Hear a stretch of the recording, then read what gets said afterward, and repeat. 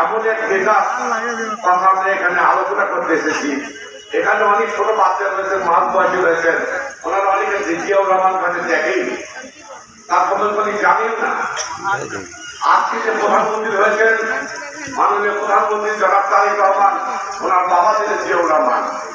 জিয়াউর রহমান তো অনেকে দেখেনি। আপনারা জানেন এই জিয়াউর রহমান কিন্তু বঙ্গালী কৃষি সরকার 1936 সালের 19শে জানুয়ারি বগুড়া শহর থেকে একটু দূরে গাবতলীর পাকতালি নামক স্থানে শহীদ আক্রমণে জিয়াউর রহমান জন্মগ্রহণ করেছিলেন 19শে জানুয়ারি। সেই দিন ওই পাকতালির ছায়া শীতল সবুজের মধ্যে মা জাহানারা বেগমের কোল আলোকিত করে একটি শিশু ভূমিষ্ঠ হয়েছিলেন।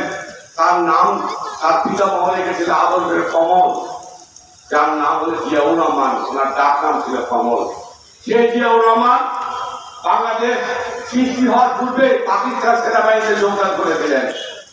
পাকিস্তান সেনাবাহিনীতে মেজর পর্যন্ত উনি ছিলেন। তারপর 1971 সালে স্বাধীনতা যুদ্ধ যখন হয়, আপনারা জানেন 1971 সালে 25শে মার্চ চট্টগ্রাম কালুরঘাট বেতার কেন্দ্র থেকে আকাশ বাতাস কম্পিত করে শহীদ রাষ্ট্রপতি জিয়াউর রহমানের ঘটনা আপনারা শুনেছিলেন, শোনেননি? যারা বয়স্ক ছিলেন তারা অবশ্যই শুনেছেন, ছোট বাচ্চারা হয়তো সেটা জানে না। সেই জিয়াউর রহমান স্বাধীনতা ঘোষণার মাধ্যমে যুদ্ধ করে এই বাংলাদেশকে স্বাধীন সার্বভৌম রাষ্ট্র হিসেবে পরিগণিত করেছেন। আজকে এখানে একটা খেলার মাঠ রয়েছে। আপনাদেরকে একটা কথা বলি, কথা শুনে উত্তর দিয়ে একটু। এই যে যারা খেলে, যারা খেলার আয়োজন করে এবং যারা খেলে তারা কি সমান জিনিস? আপনি যুদ্ধের যদি প্রস্তুতি নিলেন আর আপনি যুদ্ধ করলেন, দুটো কি এক জিনিস?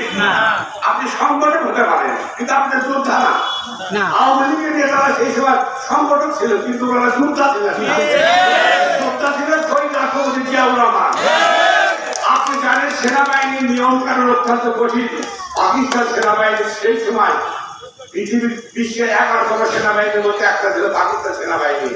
সেই সেনাবাহিনীর বিরুদ্ধে বিদ্রোহ ঘোষণা করে উনি তার সন্তান, স্ত্রী, মা বাবার কথা ভুলে গিয়ে এই দেশ মাতৃকার টানে স্বাধীনতা ঘোষণা দিয়েছিলেন। সেই দিন যদি বাংলাদেশ স্বাধীন না হতো তাহলে জিয়াউর রহমানের অবস্থানে কি দাঁড়াতো জানেন? নির্ঘাত মার্শাল করে তার বিজয়ের মৃত্যুদণ্ড ঘোষণা হতো। যে লোক মৃত্যুদণ্ডকে পরোয়া না করে দেশ মাতৃকার টানে বাংলাদেশের স্বাধীনতা ঘোষণা করে যুদ্ধ করলে এই মানুষকে আপনি সাধারণ মানুষ বলবেন না, উনি একজন মহামানব। সেই মহামানবের আজকে 45তম স্বাধীনতার বার্ষিকী আমরা আপনাদের কাছে এসেছি। আপনারা শহীদ রাষ্ট্রপতি জিয়াউর রহমানের কর্মকাণ্ড সাধারণ মানুষকে পৌঁছে দিতে হবে। আওয়ামী লীগ আর বিএনপির মধ্যে যে কত ফারাক এটা আপনাদের বুঝে দিতে হবে। বিএনপি কখনো কি রাষ্ট্র ক্ষমতা ছেড়ে দেওয়ার পরে পালিয়ে গেছে? যাই নাই। আওয়ামী লীগ কি করছে? তার হাজার হাজার কর্মীবৃন্দকে ফেলে রেখে ওনার দেশ থেকে বাংলাদেশে পালিয়ে গেলেন। প্রধানমন্ত্রী ছিলেন না? উনি কি বলেছেন? বাংলাদেশ ছাড়া পৃথিবীর কোন জায়গায় আমার কোন বাসযোগ্য জায়গা নেই। বাংলাদেশ আমার, এখানে আমি জন্মেছি, এখানে আমার মৃত্যু হবে। ইনি হলেন দেশের নেত্রী। মানুষ দেশের নেত্রী অনেকেই হতে পারে কিন্তু দেশকে ভালোবেসে দেশের মমত্ববোধকে নিয়ে চাপ করতে মানুষের আদর্শ উদ্দেশ্যকে কাজে রেখে যারা এগিয়ে যায় তারাই হচ্ছে প্রকৃত নেতা। আজকে আমার নেতা তারেক রহমান 17 বছর নির্বাচন থাকার পর দেশের মাটিতে আসলেন। আসে কি করলেন? দেশের মাটিতে কিন্তু বিমানবন্দর দেবে এর মাটিকে কুম্ভুর করলেন। কারণ এই মাটিতে তার জন্ম হয়েছে, এই মাটিতে তাকে থাকতে হবে। একদিন যেদিন মহানবুল আলমীর ডাক দিবে সেদিন ওই মাটিতে তাকে যেতে হবে। আওয়ামী লীগ বিএনপি এক জিনিস নয়। আজকে যারা ধর্ম নিয়ে রাজনীতি করে তাদেরকে উদ্দেশ্য দেখেন ওনারা ভোটের আগে কি কথা বলছেন। আপনি বিরক্ত ভাবে অনেক কিছু দিতে পাইনি। ওনারা দেশে টিকিটার কোথায় গেছে? টিকিটও শেষ, বিরক্ত শেষ, ভোটও শেষ। এগুলো এই সব কথা বলে বিভ্রান্ত হওয়া যাবে না। আপনি মুসলমান, আমি মুসলমান, একদিন তারপরে আমার মৃত্যু হবে। মহান রব্বুল আলামিন ছাড়া কেউ জানে না কে দোজখে যাবে, কে বেহেশতে যাবে।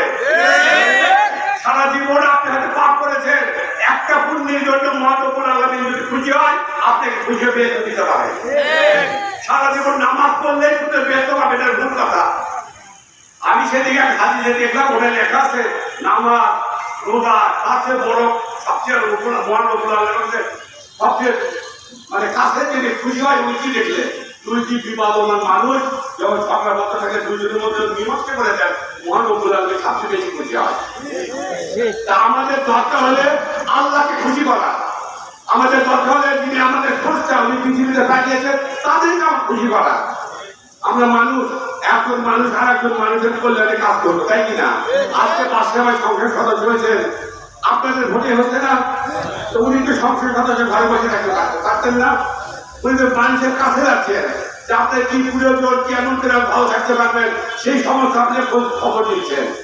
আজকে আমাদের দায়িত্বে যে রয়েছেন আমাদের মাননীয় প্রধানমন্ত্রী জনাব তারেক রহমান, উনি আমাকে নিজে বলে দিয়েছেন সিটি কর্পোরেশনের ঘরে বসে থেকে কোনো কাজ হবে না, যখন খুব কাজ থাকে কাজ করবেন, ওয়ার্ডে ওয়ার্ডে ঘুরবেন, মানুষের কি দরকার, কোন রাস্তা, কোন মসজিদ, কোন মাদ্রাসা, কোন মন্দিরে কি লাগবে সেটা আপনি পরখ করে নিজের চোখে থেকে ইঞ্জিনিয়ার দিয়ে এস্টিমেট করে ঢাকায় পাঠিয়ে দেবেন, আমি ব্যবস্থা করে দেবো।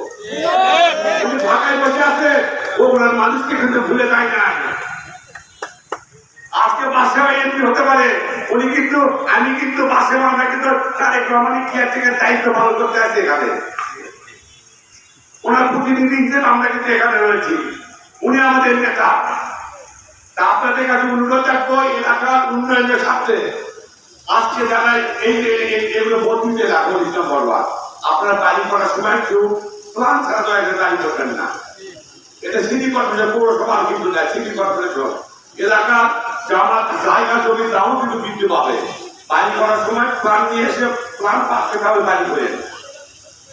আজকে শহীদ রাষ্ট্রপতি জিয়াউর রহমান 45তম ছাত্রবার্ষিকীতে আপনাদের কাছে বিনীত অনুরোধ রাখবো, আপনারা সবাই শহীদ রাষ্ট্রপতি জিয়াউর রহমান মরহুমা দেখতে এবং খালেদা জিয়া ওনাদের সন্তান আরাফাত রহমান কুকুর ওনাদের জন্য দোয়া করবেন, মহানবুল আলামিন যেন ওদের বেস্ট নসিব করেন।